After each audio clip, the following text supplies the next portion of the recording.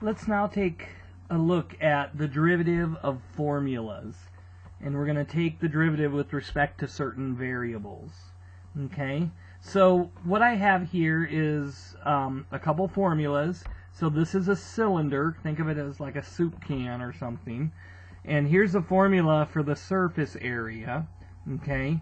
The surface area is like the sum of the two circles, and pi r squared is the area of a circle. And then the 2, because you have 2 of the circles. And then you have this big long rectangle, and the height of the rectangle is h, but if you fold this out, the width of the rectangle is the circumference of the can, which is 2 pi r. Okay? And so this is like the area of the two circles plus that rectangular piece if you folded it out, and that would give you the surface area. The volume is just the area of the circle times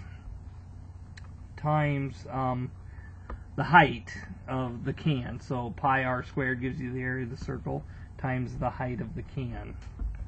So now let's find some derivatives. So I'm going to find the area of I'm going to find the derivative of the surface area with respect to the radius, okay? So maybe I'll call it ds dr, s for surface area. Okay, so now when I take the derivative of this formula, okay, some of these things are not, like h is not a number. Pi is a number, 2 is a number, but h is a variable. It represents the height of the can. But if I'm taking this with respect to r, I'm going to treat h like it's a constant. Kind of like I'm finding the rate of change of the surface area for a given height with respect to the radius. So as you change the radius at a given height, as you change the radius, how does that change the surface area? Okay, the rate of change of the surface area. Okay, so I'm going to treat h like it's a constant. So how would I do this then? Well, I'm going to take the derivative of both of these pieces. So this one, I bring the 2 down, I would get 4 pi r, okay? And then this here, h is like a constant, so h is a constant multiple. So that would just be 2 pi h. And then this is kind of like 2 pi h is a constant times r. And so you're just taking that constant, kind of like if you had 2r, that would the derivative would just be 2. So if you had 2 pi h times r, where 2 pi and h are constants, then you just get the 2 pi h. So what you're doing is you're treating other variables in there besides r as constants. And they're either like constant multiples, or they might be a constant being added. Because what I'm going to do now is, what I want to do is I want to find the derivative of the surface area, this time with respect to the height, as I change the height. So kind of like the r is being held constant. Okay? Well, if I do this, notice this is not changing, or this does not have an h at all. So this is just like a constant. I'm treating r as a constant. So this is just a constant, and it goes away. And then this here, h is like a constant. I'm sorry, r is like a constant. So 2 pi r is a constant, and then you got this constant times h. So this is just 2 pi r is what I would get. And this would be the derivative with respect to the h. And so really the derivative as you change h is just a constant. This will always be the same, okay, for any given r. Okay. But this would be the derivative of the surface area with respect to r. This would be the derivative of the surface area with respect to h. Because I'm treating, in here, for the first one I'm treating h like a constant. For the second one I'm treating r like a constant. And this is what I would have to do. So now let's do the same thing with the volume. So dv dr. So h is like a constant multiple, so I'd just be bringing the 2 down, right? So 2 pi r, and then h is like a constant multiple. Okay, so I just get 2 pi r h. Okay, and then if I did this with respect to h, the derivative of the volume with respect to h, this is like a constant. So pi r squared is like one big constant on a linear term of h. So the h just goes away, giving you pi r squared. Okay, and that would be the... And this kind of makes sense if you think about it. What would the rate of change be in the volume? Well, as you increase the h just a hair, you're increasing another flat circle, right? That's kind of the what you're adding is that circle to the volume. It's like a whole bunch of flat circles. But of course, a completely flat circle doesn't have any volume. So there's some things going on with the math there, and as you add up these flat circles, they do give you volume when you add up an infinite number of these flat circles.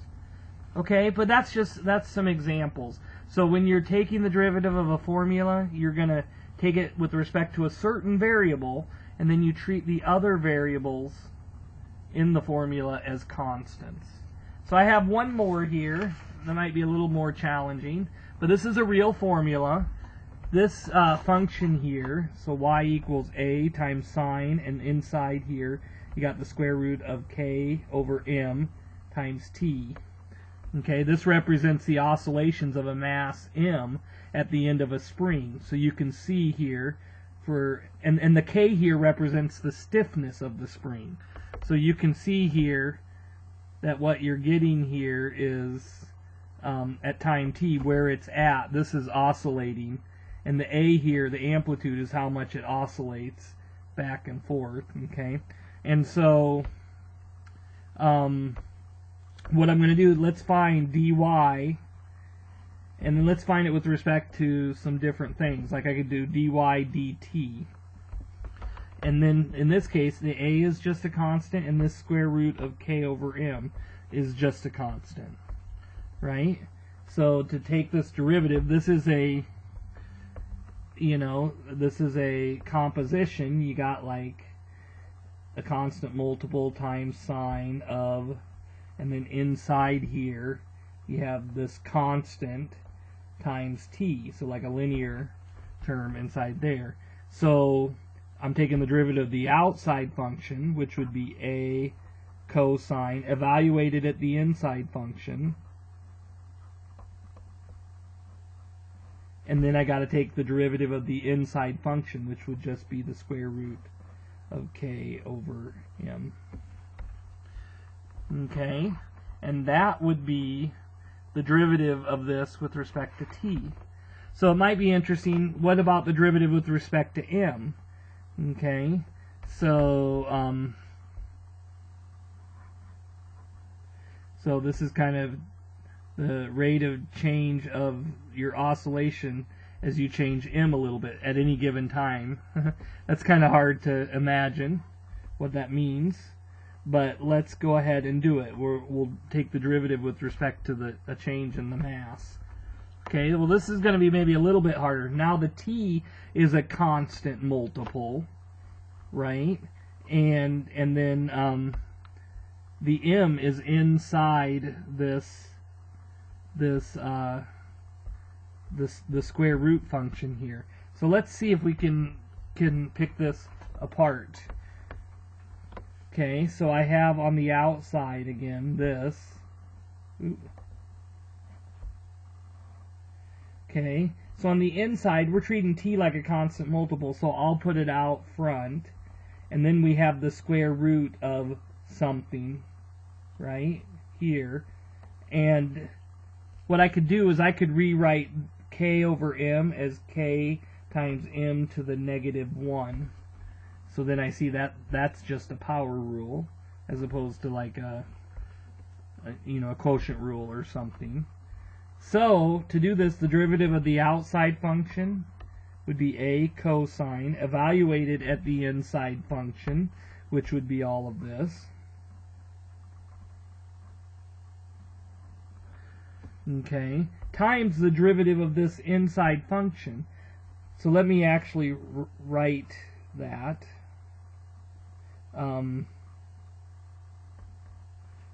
d dm of square root of k over m times t.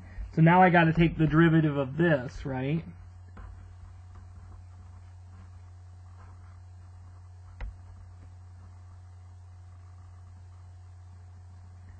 So to take the derivative of this, it's kind of like I have this here. So I have this square root function. I have a t there, like a constant multiple, because I'm treating t as a constant. And this square root function, I'd bring the half a power down, and then I'd evaluate it at this, which is just k over m, and then I would have to put a negative 1/2 there. Okay, and I'm treating k as a constant here. So then I would do the derivative of this. So I'm bringing the derivative, I'd have to do the derivative of the inside function. So I'd bring the negative 1 down, so I'd get negative k m to the negative 2. And it would be all of this. And then you could probably simplify this somehow.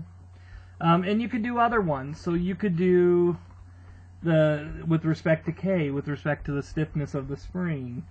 And it would be similar to this, but now the inside function, instead of, it would just be k times 1 over m. 1 over m would be like a constant. So you could do it with respect to a, and if you did that, then the a would just disappear, and you would just have this, right? Because this would all be a constant, and then the a would just go away. So, but the point again here is that you're always taking it with respect to a certain variable, and once you choose the variable you're taking it with respect to, then you're treating the other variables like they're constants, and they're either constant multiples, or it could result in a whole term that's constant and disappears, like this one here. Okay, so that's taking derivatives of formulas, and you just, it can be a little strange at first, but you just got to get used to this, and this is where this notation is important, because it shows you what you're taking the derivative with respect to, right? And that plays an important role now, because you can be taking it with respect to different variables.